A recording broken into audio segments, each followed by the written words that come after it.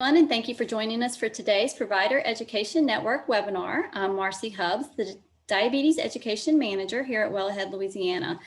Thank you so much for being here. So March is National Nutrition Month, and this month's focus is about implementing healthy lifestyle choices in order to maintain a healthy weight and reduce risk of chronic disease such as obesity.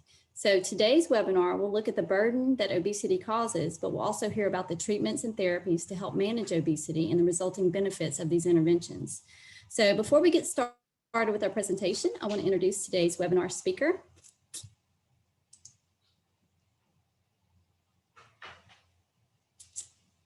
see, sorry about that. Yes, I'm so happy to introduce Dr. Courtney Walker, PharmD. He is the Medical Account Director at Novo Nordisk for the Texas, Louisiana, and New Mexico region. He specializes in diabetes and obesity, and in his role, Dr. Walker spends his time consulting health plans and state government organizations responsible for drug formulary decisions impacting millions of patients throughout the country. So we're so happy to have you here today and have you present this information, Dr. Walker. So I'll now hand it over to you. Excellent. Thank you so much, Marcy, for that introduction. I look forward to spending time with you guys on today, and we'll go ahead and jump into it. We're going to talk to you guys today about the return on investment, the obesity model for employers, developing a strategy to address the issue of obesity. And I think that this is so important right now because we're certainly still in the midst of a pandemic, a global pandemic, and it was reported by the CDC a week ago that 78% of the individuals who've been hospitalized, needed a ventilator, or died from COVID were either overweight or obese. 78%. 27.8% of those individuals were overweight, and 50.2% of those individuals were obese. So we're talking about a significant problem that has impacted in a great way the response of patients to this pandemic. So I think it's so very important that we jump into this and we make sure that we understand it and make it very, very relevant for you and your business as you think about those individuals who work for you, who may be suffering and who may certainly need this information as well. So we're going to talk again about the impact on the employer. We're going to talk about obesity as a disease. We're going to talk a little bit about the cost of obesity, the clinical and economic benefits of weight loss. We're going to talk about the weight loss interventions, and then answer questions that may lead us to go into our appendix a little bit deeper, but we'll see how it goes. You guys received the objectives. We're going to discuss again the disease of obesity, its direct and indirect cost to our system. And we're going to examine the burden of obesity financially and otherwise. We will then look at the clinical and economic benefits of weight loss. This will include, but it's not limited to, clinical intervention. And what are the barriers to efficient management? I think you'll be surprised at what some of these barriers are. And if I will be able to give firsthand examples of how I've seen these barriers impact some of the other things that I do and being able to see the impact as well. So when we talk about obesity as disease, let's talk about this. Imagine a disease that affects over 650 million adults with a 100% increase in global prevalence since 1980. Imagine a disease linked to 2.8 million deaths annually, fifth leading cause of global death. And then also imagine a disease where there's limited coverage for treatment. Only 2% of people eligible to receive pharmacological treatments actually receive them. Imagine a disease that is chronic, is progressive, it has relapse. You also see it's affected by genes, hormones, and the living environment. And then also students leaving medical school are not adequately prepared to manage it. And they don't receive, there's limited reimbursement that they receive in providing care. So therefore, there's not the incentive to really perfect learning how to treat these patients. And this is the current state of obesity. When you think about prevalence, we are at 42% or more prevalence in the United States of America. And that may have been impacted why 78% of people who were hospitalized, needed a ventilator, or died from COVID were impacted the way they were. When you compare that to China, 6% prevalence of obesity. When you compare that to Italy, only 10%. So there's a significant problem. The beautiful state of Louisiana, obesity ranks ninth in the nation amongst affecting adults. And then it ranks sixth in ranking from 10 to 17-year-olds. So when you think about that, of all of our states, the impact that it's had on the beautiful state of Louisiana, it's also something we also have to think about as well.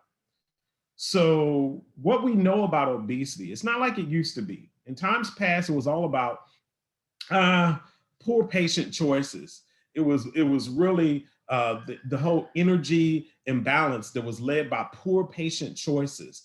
And it said, you know, they eat bad foods. It's a bad lifestyle. They're lazy. There's no physical activity. You know, so it was really, that was the historical view of obesity. But what we're learning is that brain chemistry and biology really determine eating behaviors. We know that not all calories are alike. The type of calories that are taken is really important. We know that there's genetically modified foods that certainly have effect on caloric distribution. And then we also know that there are physiological factors that drive weight gain after weight loss. And we're going to talk a little bit about that. And when we get into that in terms of the contributors to obesity, we know that there's this balance between energy taken in and energy expended. And it's the balance, it's the seesaw. When I eat food, I'm taking energy in. And when I go exercise, there's the expenditure. But now let's talk about these inside and outside the person influences that serve such an important role in just the balance of just contribute to energy storage and contribute to the problem of obesity. So when you look at the different colors, all of these different things inside and outside the person, they can be environmental. For example, they could be their environment, the sedentary lifestyle. It can be decreased opportunities to exercise. It can be biological. It can be that they have chronic inflammation, that they could have age-related problems. It could be disabilities. It could be economic, being impacted by the food advertising or surpluses of food. So many different things can play a role. Then you can have the social. It could be romantic relationship issues, employer preparedness to assist with obesity, just the lack of information on it, the quality of foods given. Certainly there's some examples there. So you have a myriad of examples that could play a role into why a person struggles with obesity. And when you think about it from an employer standpoint, there's three things, three things that really play a role in how obesity affects employers. The costs, the productivity cost, and then the future workforce. And when you take in consideration healthcare costs are high, obesity is associated with a 46% increase in inpatient costs, a 27% increase in non-inpatient costs, and an 80% increase in prescription medication costs. And when you think about that, obesity in and of itself is really a gateway disease leading to other diseases that can be so much more costly. Then you think about the loss of productivity that are extremely concerning. It says obesity accounts for per employee additional annual sick leave and short-term disability costs of $1,002 and $205 among workers in the United States. And then lastly, the future workforce is at significant risk. Over 1/5 of 12 to 19-year-olds in the US have obesity, which is scary. When you go back, when I was a kid, in the late 80s, it was not, it was less than it was way less than that, in terms of the numbers of young people affected by obesity. But that has really impacted us in a great way. Now, as I stated, the state of Louisiana is sixth in 10 to 17-year-olds in terms of obesity prevalence. And that number affects the health and the future of these individuals because the risk goes up in terms of type 2 diabetes. That increases the risk of cardiovascular disease and so many other factors. So when we talk about obesity, it's not simply a problem of lifestyle, but it has its own pathophysiology. And this was acknowledged starting in the year 2000 by the FDA, the World Health Organization, the American Medical Association, the American Association of Clinical Endocrinologists, the Obesity Society, where they all came out with statements within that time period to say, obesity is not a lifestyle problem. It is a disease. It's a chronic disease, and it has significant factors that contribute to it. And it is very important that we understand that this is a chronic disease, and you have so many factors that affect it. And when you think about it, I want to go back to that seesaw that we were talking about when we're talking about energy taken in and energy expended. But when you go deeper, body weight regulation is influenced by genetics, physiology, and the environment. And what we understand now is that the brain defends a set point for body weight and level of adipose tissue. So based on your genetics, your physiology, and environment, you're at a certain weight. And as that weight increases, your set point increases. And the factors that affect that set point is the Western diet that we have, the quality of foods that we take in, our lifestyle. We're more, think about the impact of COVID-19 and the fact that we've been locked in our homes and people have been more sedentary. And with that, we haven't seen the most recent numbers, but I bet you that 42% number has gone up. So that's significantly important. We have had decreased physical activity, increased stress levels, inadequate sleep, medications that promote weight gain, and then a metabolic adaptation to weight loss attempts. So years of exposure to these factors increase the set point. And what happens is you get accustomed to being whatever weight you've become. And then when you try to lose weight, your body fights against you losing that weight. And so how does the brain work in this regard? The brain has three different functions where it's sort of responsible for regulating appetite. Your eating for hunger is really controlled in the hypothalamus and responds to different hormones. So the hormones responsible for satiety, or that feeling of satisfaction, GLP-1, peptide YY, exentomodulin, pancreatic polypeptide, and amylin. These are all hormones within the body that say, hey, I'm satisfied, I'm good. But then you have ghrelin, which is a hunger hormone, which says, hey, I'm hungry. And it's actually responsible for the grumbling of the stomach, which says, oh, I'm hungry. And that's the homeostatic eating mechanism. Then you have the hedonic eating, which is eating for pleasure, where your dopamine and your opioid and your those are receptors that respond in the body that where eating is associated with pleasure. And then deciding to eat, where it's behavioral interventions. That's where your sustainable behaviors and controlling eating is impacted here. And it's where your brain sort of functions almost like a thermostat. And that's the master regulator. And the thermostat in your brain is the hypothalamus. And it's responsible for a whole body energy homeostasis, right? So it's like how your thermostat adjusts the air conditioning or the furnace to adapt to changing weather, or that's adapting temperature in your home. Your hypothalamus does the same thing in your body and responds to hormone levels and metabolism issues. And that's where your set point adjusts. But your body will always fight to get back to that place where it was comfortable, or where the set point had arisen to. And another example I use is a rubber band, where I show the rubber band, and at its base state, the rubber band is going to be at a certain place. And this represents obesity. And when you lose weight, the skinny rubber band becomes like that.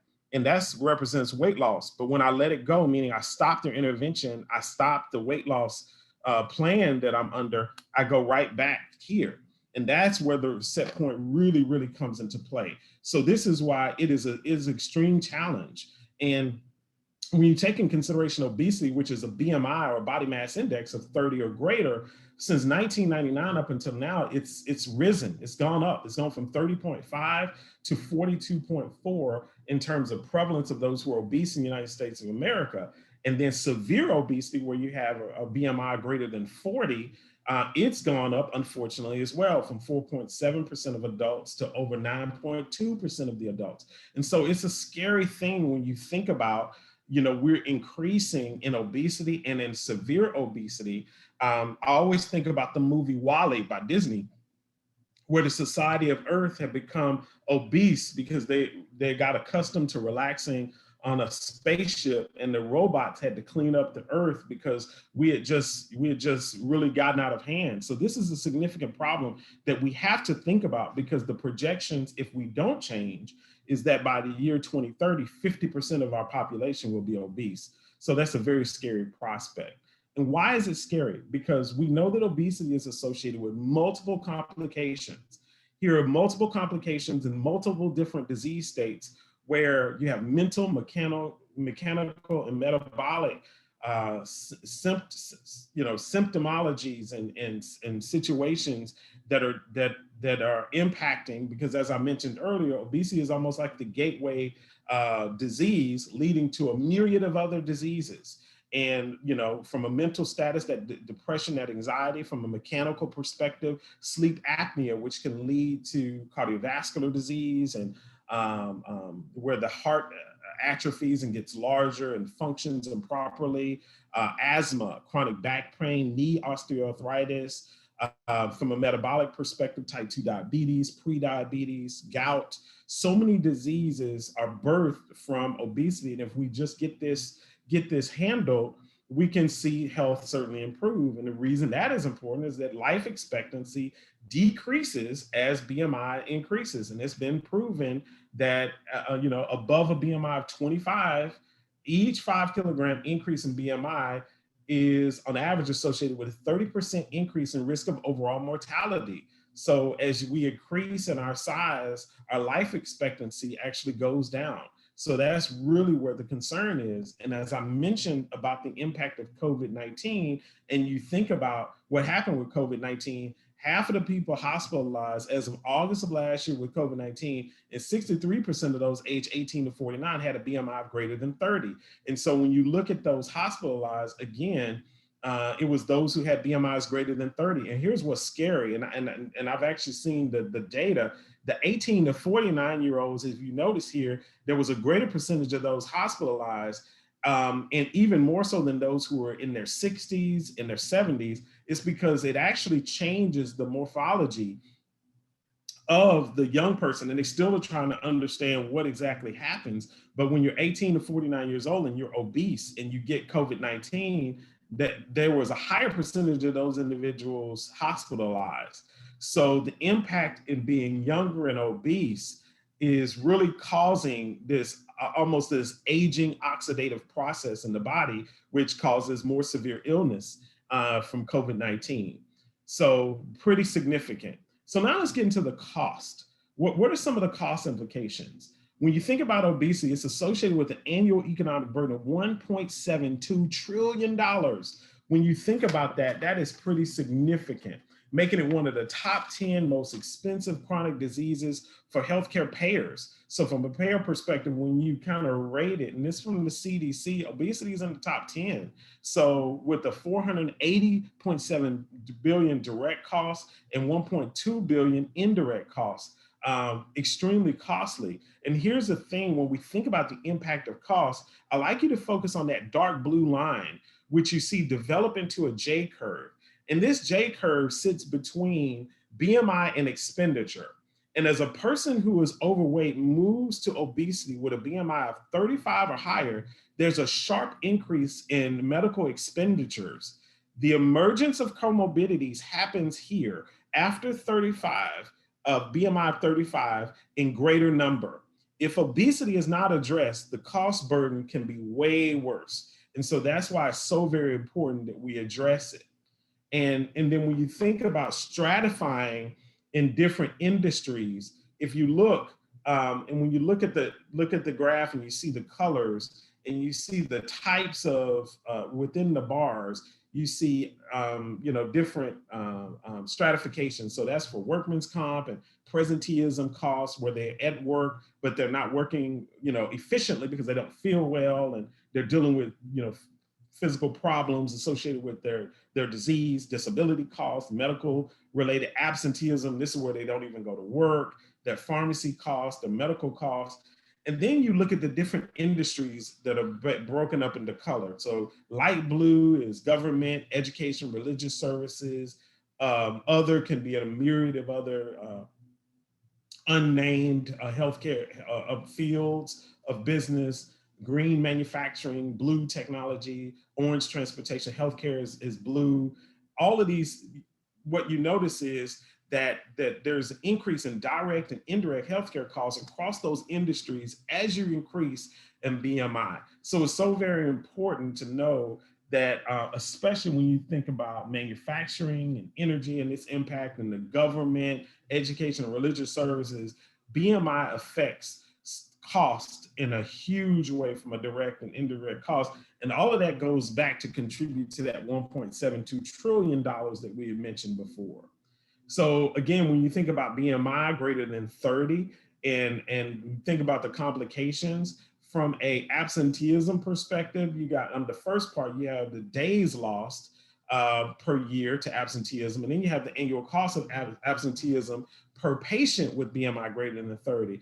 And all of them increase. Your days lost per year goes up when you have a higher BMI, and the cost of absenteeism goes up with a higher BMI as well. And that's occurring in men and women. It's very interesting. Women are more disproportionately focused when they disproportionately affected with a BMI greater than 40, and men are more so affected with a BMI between 35 and 39. So that's just something for us to be aware of. And we know that workman's comp increases in terms of medical claims, and then indemnity claims, claims that are paid out due to the ability not being able to work. And so the medical claims and then the payout, the indemnity claims, both of them go up as BMI increases. So the burden on the employer actually goes up and is higher. And then when you take in consideration, when you have a BMI greater than 25, and then you find out that individuals are more likely to claim greater than $100,000 in workman comp after severe injury than those with a BMI less than 25. And that happens more so in those who are obese than those who are just overweight. So obesity causes significant problems where workman's comp claims go up, indemnity, medical claims go up, and a significant cost and burden to our system. So now let's talk about the clinical and economic benefits of weight loss and why it's so important to be a part of the solution, which is helping patients get healthier by helping them to lose weight. So what we know is that weight loss has a positive impact on complications, and greater weight loss results in greater healthcare benefits. We know that with just a 5, 10, and 15% reduction helps greatly. We know that clinically meaningful or clinically impactful weight loss it is significant. And clinically meaningful weight loss starts at 5%, just 5%. And then we know you could see the loss of up to 15%. You can see knee osteoarthritis improve. You can see polycystic ovary syndrome get better, fatty liver disease improve, all of that. So what we mentioned, triglycerides get better in terms of your lipid profile. Your A1C decreases at 15% weight loss. It keeps going down. It actually starts going down at just 5% loss. We know your blood pressure goes down, increases and going down with a 15% weight loss. And we know that, a lot of patients with diabetes go into remission. And speaking about diabetes and its impact, we know the sustained weight loss, and this is when, in this particular study, they looked weight loss that were maintainers. These were individuals that in the first year of being on a program, they lost 5% of their weight, and then they maintained greater than 80% of that weight loss in year 2. And we know that there was a 33% lower risk of incidence in type 2 diabetes among those who are weight loss maintainers. And then we know that 28% lower risk of incidence of type 2 for each additional 5% of weight loss that was maintained. So helping patients get healthy and then maintain the weight loss is the goal. And certainly 3 to 5 to 10 years from baseline, what happens is the incidence of type 2 diabetes is going to go up if they just increase in weight. So when they have weight that increases above 20, when they have BMIs above 27 and they're obese, you're going to have a higher likelihood of getting type 2 diabetes. And that's why it's so very important to help employees and individuals get on the track to losing weight. We also know that from a health-related quality of life perspective, that this particular study, they did the iQual, and this was a patient-reported outcomes trial that looked at 5 different domain areas where it was physical function, self-esteem, sexual life, public, actually improvements based on how much weight that was lost.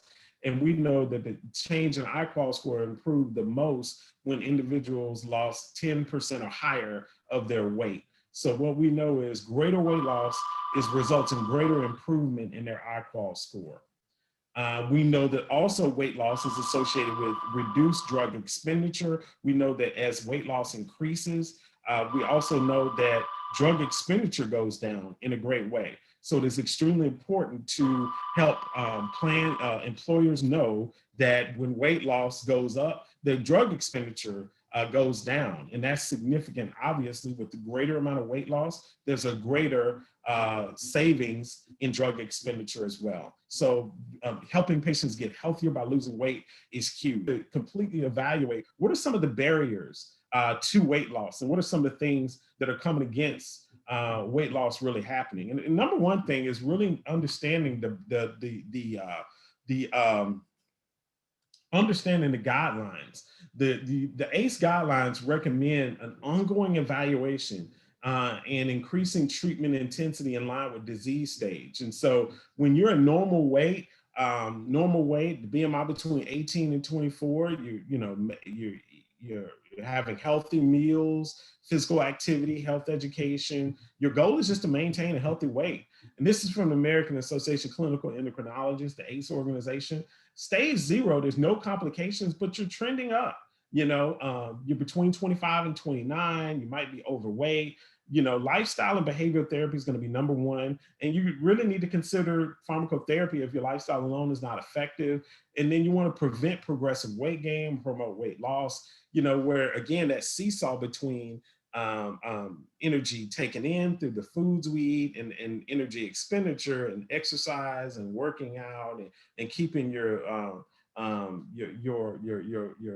metabolic rate and working and moving in terms of activity, that certainly helps us to burn calories and to stay at a healthy weight. You want to prevent progressive weight gain, but stage 1 is where there's 1 or more mild, moderate complications. Your BMI is above 25, and you might want to, lifestyle, behavioral therapy is important, and you might want to consider pharmacotherapy. That might be a consideration. And once you get to stage 2, and that's where there's 1 or more severe complications, the high blood pressure, diabetes, lifestyle, behavioral therapy, you might want to add pharmacotherapy if you have a BMI greater than 27 with at least 1 complications, or consider bariatric surgery if the BMI is greater than 35. And that is really the goal, is to achieve weight loss that's sufficient to keep those complications and prevent further deterioration, because that's the problem, where we want to prevent further deterioration into serious disease. And this was really shown. Lifestyle intervention certainly has its value, but that alone is not always effective in achieving sustained weight loss. And I know a lot of us are familiar with the television show The Biggest Loser, and this was a competition in the US. Most contestants experience weight regain, and on average, when those those shows, the contestants weighed about 328 pounds. That was the average weight before the competition. So they go to their competition and they drop down to about 200 pounds. That was the average weight after competition. 6 years after competition, a huge percentage of those individuals went back to about 290 pounds. And again, it's about that set point. And that's where lifestyle interventions, if they don't maintain the intensity of the intervention that helped them to lose the weight, then it will certainly be a struggle to maintain that weight loss, because that set point, the body is always going to want to go back to that place it was most comfortable. And that's that set point. And so that's why thinking beyond lifestyle intervention is so very important at times, because this study actually showed that lifestyle interventions alone don't result in direct measurable improvements. So this particular study, they looked at large US employer. 75 to 80% of these employers participated in a wellness program that was just lifestyle intervention. And what they found, that there was no direct link between what was observed between participation and improved health outcomes. And what they showed is that initially there was you know, when they started the intervention, they were doing well. They spent money. Money was spent. Uh, cost was, you know, was done, and they got better. But then they the healthcare expenditure was reduced, and then they didn't do as well, and then they had to. Then the healthcare expenditure went up as well. And basically, what this shows is lifestyle intervention is going to only go so far by itself. And the reason being is because lifestyle intervention is going to yield to you a 3 to 5% reduction in weight. When you flip all the way to the end, surgical options where you have the gastric band, that'll give you about 16% weight loss. Gastric sleeve will give you about 22% weight loss. Gastric bypass will give you about 32% weight loss. But what we know is that over 30% of individuals that have those surgical procedures need corrective procedures to fix those, and those can be costly. And really, what really bridges the gap between lifestyle modification and surgical options are going to be the pharmacotherapy, taking consideration of anti-obesity medications to bridge the gap, because there you can get between 10 and up to 15, 16% reduction. There are drugs coming out that'll give up to 16% reduction, but you'll get a higher reduction with pharmacotherapy, and actually starting at about 8%, 6 to 8%, all the way up to now there are drugs that give you up to 15, 16% in terms of anti-obesity medications.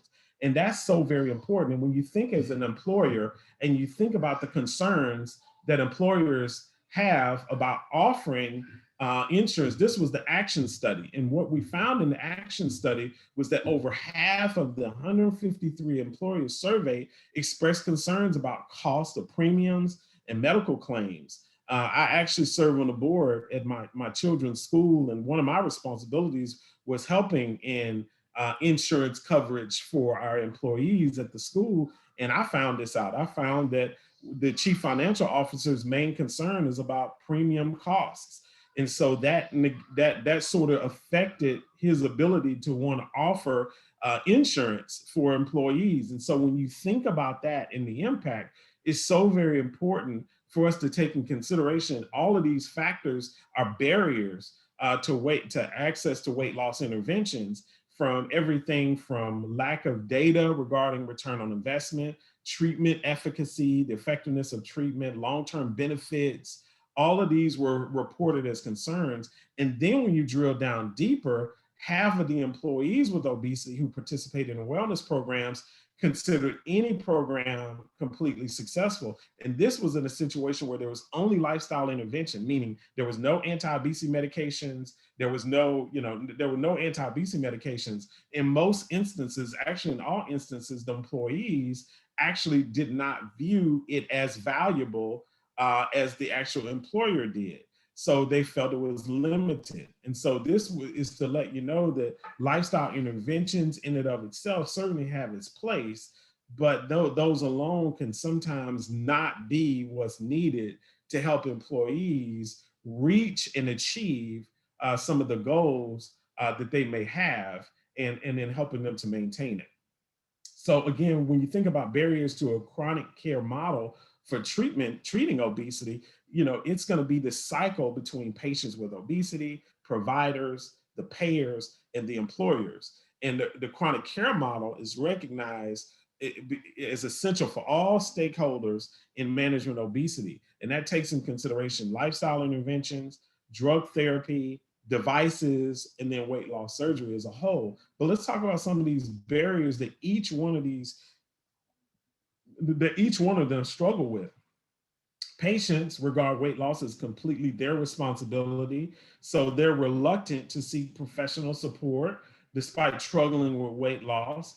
And then, so professional support, the providers, they might have limited education on obesity management, because there is an old school approach that, in terms of how obesity is viewed as, as we mentioned earlier, they're lazy, or it's food that they eat, they just shouldn't eat the way that they do, or so that's important. That's important to understand and know that could be an issue. From a payer perspective, their limited reimbursement is available for obesity care, and that kind of goes to coding. Is obesity even being recognized as a disease? So reimbursement strategies are significantly important, but oftentimes they're lacking. When you then get to the employers, there's poor coverage of obesity treatments, limited or fragmented treatment coverage available for obesity related care, where they're still coming to grips with, anti-obesity medications being a part of the process of helping patients get healthier, so that you stop the long range cost of obesity based on comorbidities that happen. If you can help a employee lose 10% and you stop a diabetes diagnosis from 2 years away, that's huge, because the cost savings is certainly going to be there if we can help that happen. So employer strategies prioritize wellness programs, and self-directed wellness programs lack symptomatic multidisciplinary support. And so that's why the encouragement is to create a multidisciplinary system where everybody's involved in improving the health of the employee and the patient. What we know, pharmaceutical spending makes up only 12% of healthcare spending, has the potential to reduce overall exposure. When you look from the year 2000 up until the year 2017, there was no change. It was 12% in terms of healthcare spending in the US from 2000 to 2017. And what we know is the US Congressional Budget Office estimates that a 1% increase in the number of prescriptions filled by Medicare beneficiaries would cause Medicare spending on medical service to fall by 0.2%. And so we really are talking more so about this, that a lot of times the cost concerns of acquisition, the acquisition cost can sometimes be the boogeyman that keeps anti-obesity medications and other medications from being provided for employees and for patients that desperately need them.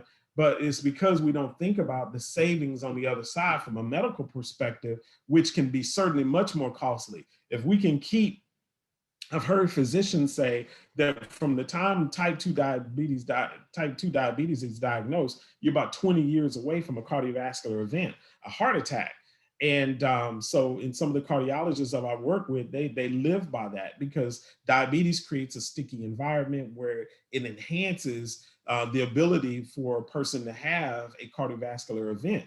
And so if you can stave that off and you can keep that from happening by helping them to reduce weight so that they don't go down that pathway, you're going to save medical costs down the line.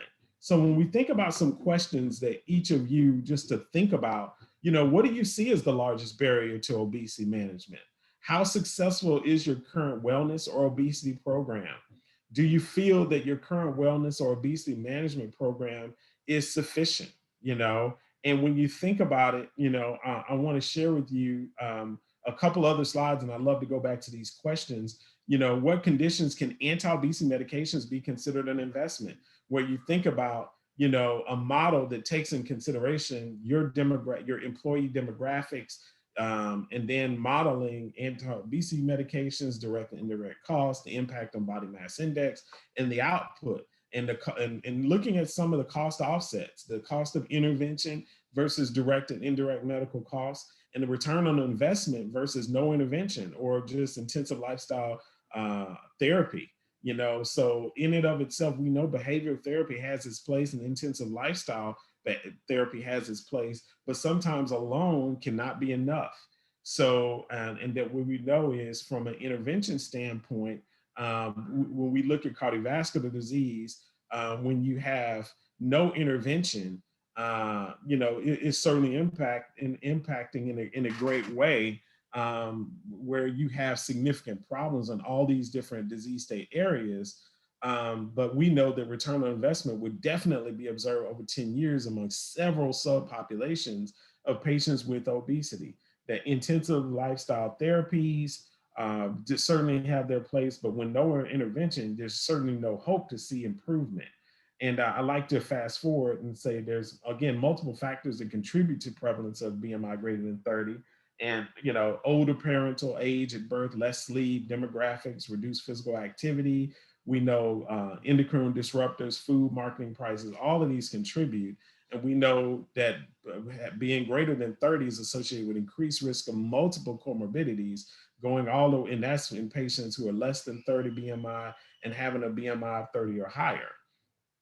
And we know that correlates with costs And, from hypertensive diseases, that's the most expensive. Osteoarthritis is next. From a pain perspective, dyslipidemia is up there, type 2 diabetes. All of that increases when you have a BMI greater than 30. But what I wanted to show you is that, weight loss substantially reduces per patient per month healthcare costs for employers. So when you look at it, when you have a 5 to 10% and a 10 to 20% reduction, as you move up in BMI, you see per patient per month healthcare costs decrease. And we also see them sustain up into year 2. Over 2 year time period, you see that as well. So I'm going to go back to the question slide and kind of open it up for comments and questions, and certainly to get your thoughts. So I'll open the floor up at this time. Yes, thank you so much, Dr. Walker. It's really some valuable information you shared with our network. So we will open it up for questions. And if you feel comfortable, what you can do is unmute yourself and ask the question directly, or you can use our Q&A feature. So I see one question has popped up, and I can read that for you, or are you able to see it, Dr. Walker? Yes, I am. Okay, I'll read it. Okay. So excellent presentation, a good way to visualize impact of obesity and obesity treatment outcomes. With the amount of evidence showing the positive impacts of obesity treatment on medical costs and health, how do we change the landscape of none or minimal insurance coverage to match the urgency? I'm going to first start with that one. I think that's an excellent question. I think acquisition cost has become the boogeyman, if you will.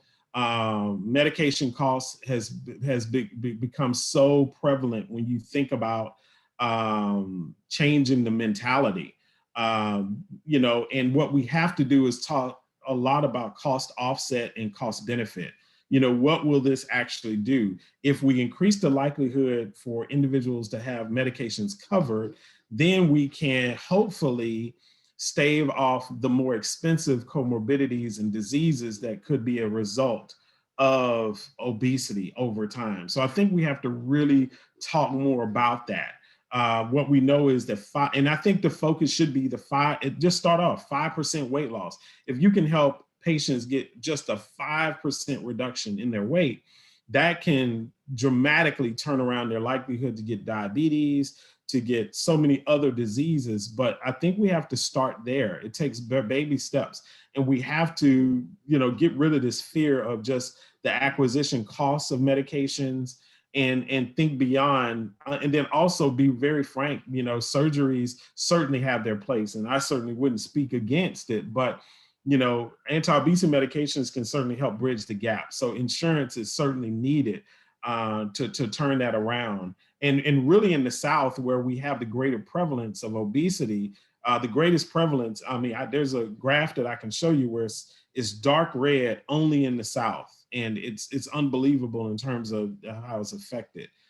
Do you think legislative action may be necessary, Pat, to improving insurance coverage? I think so. I think definitely, and that's been done. There was the TROA, the Treatment of Obesity Act, was submitted for legislative consideration.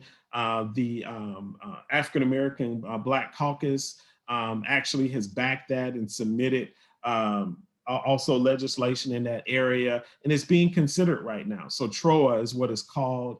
I think those types of bills are important.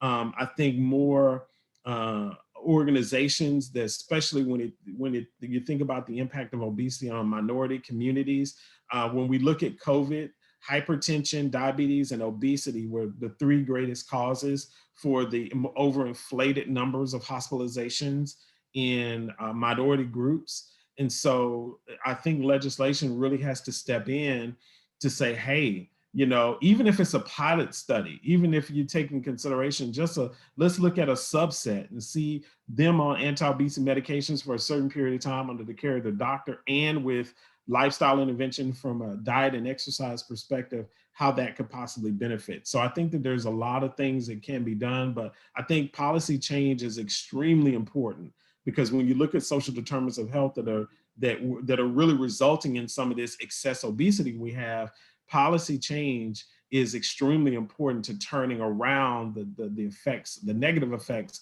of those social determinants of health. So I know that's a long-winded answer, but I wanted to make sure I covered it. I think it's a really important question.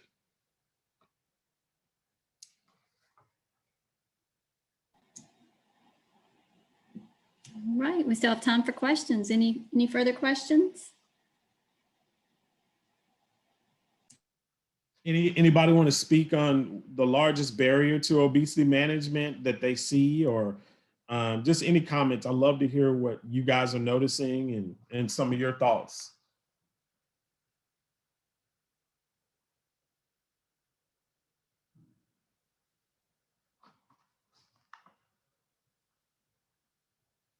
You might be on mute if you're talking. We can't hear you. Okay, something just popped up in the Q&A box. Do you see it? What about childhood obesity intervention? Where does that fit in? Great question. I think that's a phenomenal question. I think I'm hugely concerned. This is a huge area of concern for me because when you think about when we were kids in the 70s and 80s, some of us, you didn't see a lot of children struggling with obesity. Well, what we know is that number is only increasing. As I mentioned, the state of Louisiana ranks 6th in the country of 10 to 17-year-olds being obese. And that's a scary prospect. So I think that we definitely need to be more aware. I think that goes to our policy on recess in schools, from a parental standpoint, making sure our kids get the activity they need. If that means buying a trampoline or just doing whatever we need to do, from taking family walks and going on family bike rides. But we've got to get our kids active, because the reality is the sedentary lifestyle has poured over into our children. Video games, playing games. I mean, I have kids. My son can play his games and just be right at home there. But we keep them active in so many other things. And I certainly think that that's important. So that's important, but we've got to pay attention to that because if we don't, it's going to contribute to greater numbers of childhood obesity, which I will never forget. About a year and a half ago, I was at Six Flags and I had a Novo Nordisk jacket on, and a woman approached me and said, "Hey, my daughter's 15 years old and she has type 2 diabetes." And I mean, it just shocked me, and her daughter struggled with her weight. But what scares me is that we're going to see more of that if we don't take childhood interventions, if we don't take those seriously and begin from a policy perspective to make sure that there are options available, and then also to just encourage just decisions to be made to keep our kids active and as healthy as possible. Great question.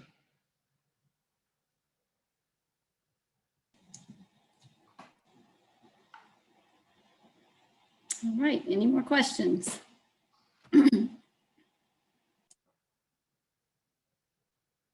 One problem is that cost recovery for payers may not happen right away.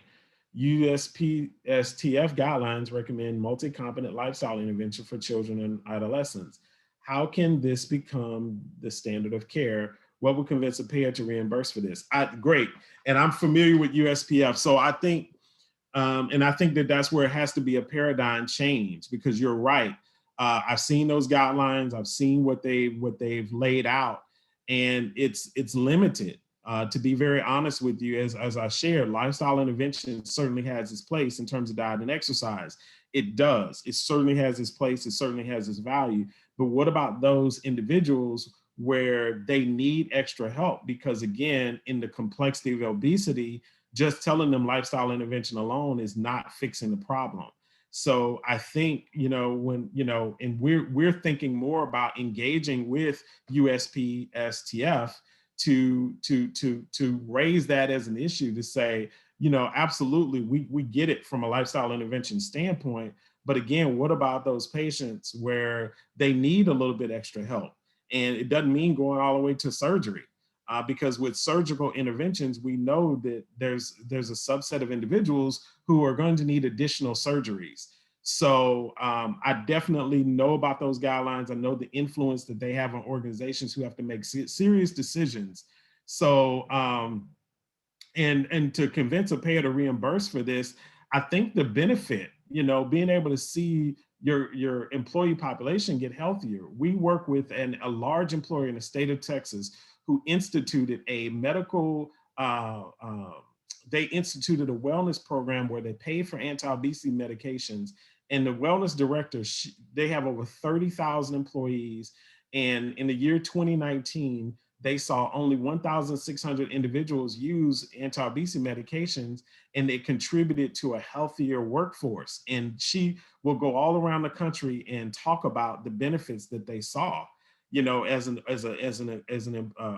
employer who wants their workforce to be as healthy as possible. So I think you have to be able to weigh risk versus benefit, making sure that, hey, in making sure that we make a policy change where they can not only have lifestyle intervention talked about, but for those who need anti-obesity medications, that they could get access to it. Now, with children and adolescents, it's a little bit trickier when you talk about drug therapy. Children and adolescents is more about lifestyle interventions, but that thought process is also changing as well. So a payer, just definitely being able to say, how can we see medical costs improve over time?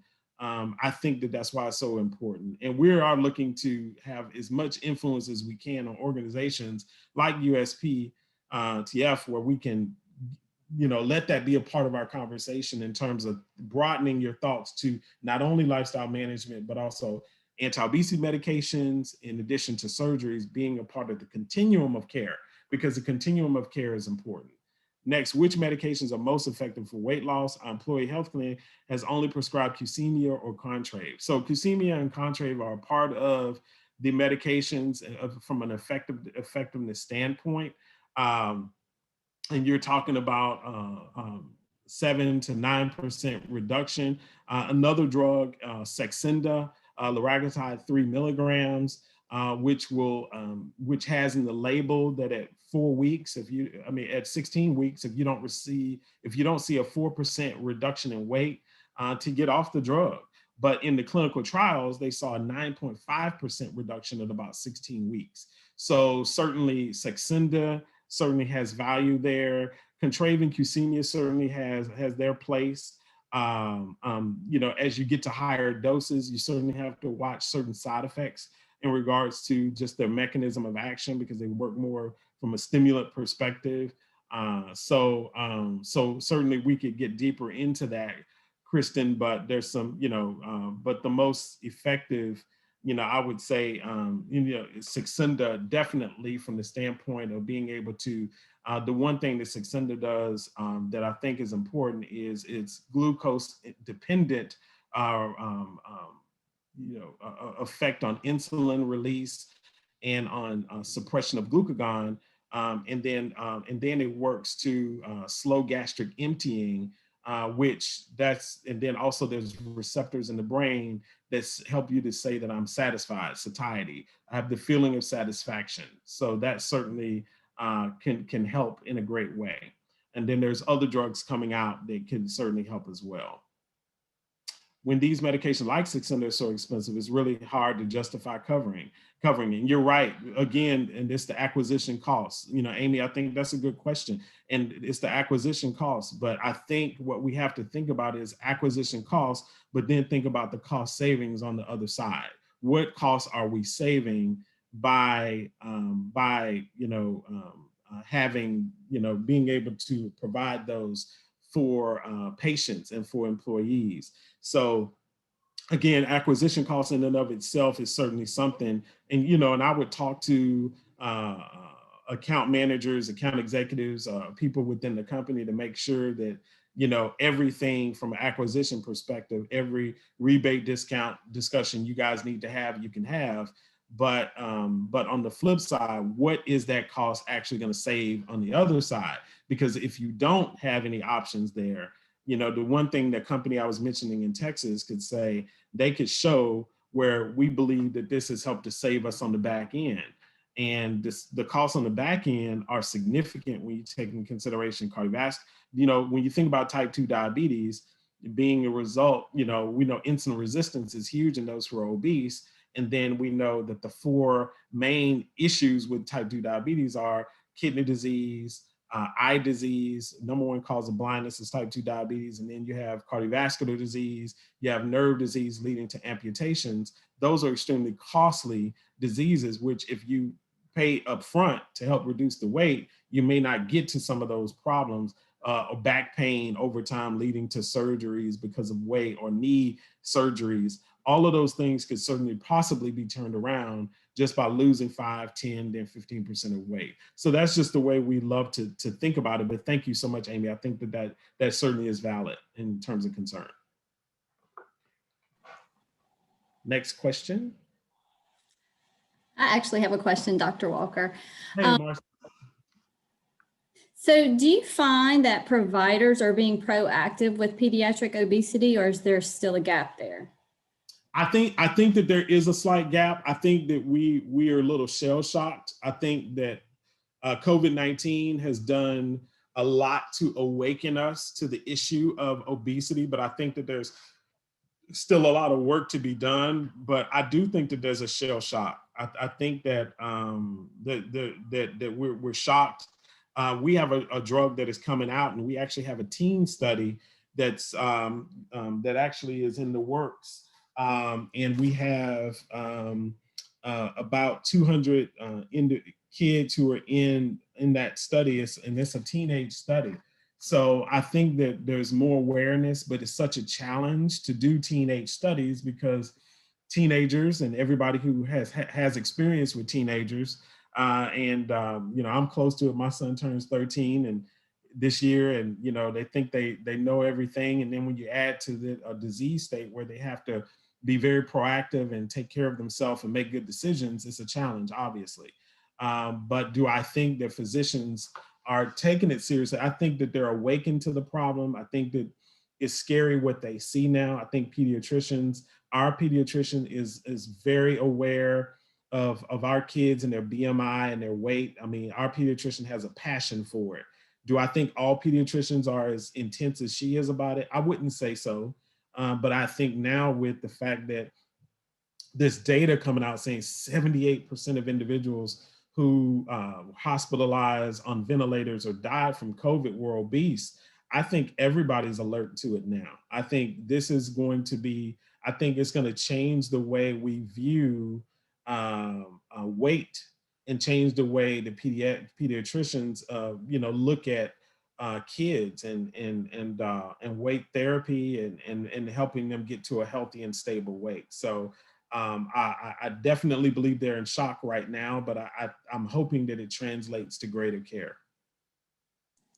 Thank you. I think there's one more comment, not necessarily a question, but a comment. Yeah, okay. Great response. All right. Yeah, and I know it's a challenge. I know that, I mean, we're changing.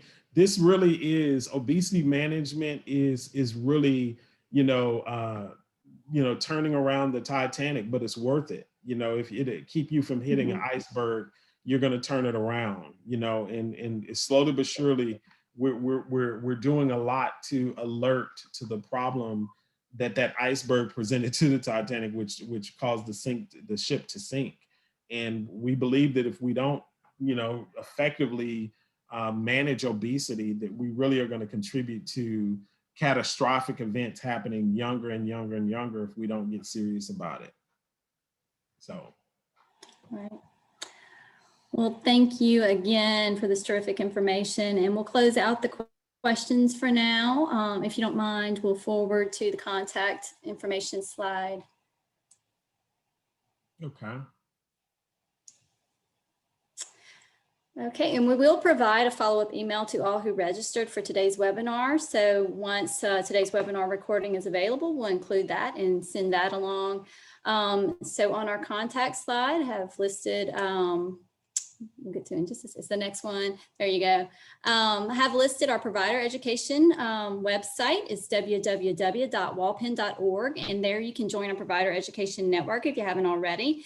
And once you join, you'll receive a provider education newsletter that provides updates on upcoming trainings, resources, and other opportunities available to you. But you can also visit the provider education section on the website to find any past webinars and trainings on demand. So check that out. Also, if you have any questions about the content or any further questions for Dr. Walker that he presented today, you can contact him directly at the email he has listed here. It's cuw@novonordisk.com. And of course, if you have any questions about Wellhead's resources related to diabetes or obesity, please contact me at marcy.hubs@la.gov. All right, we can go to the next slide.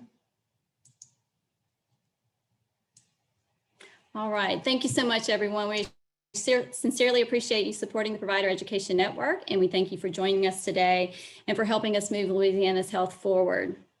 Thank you.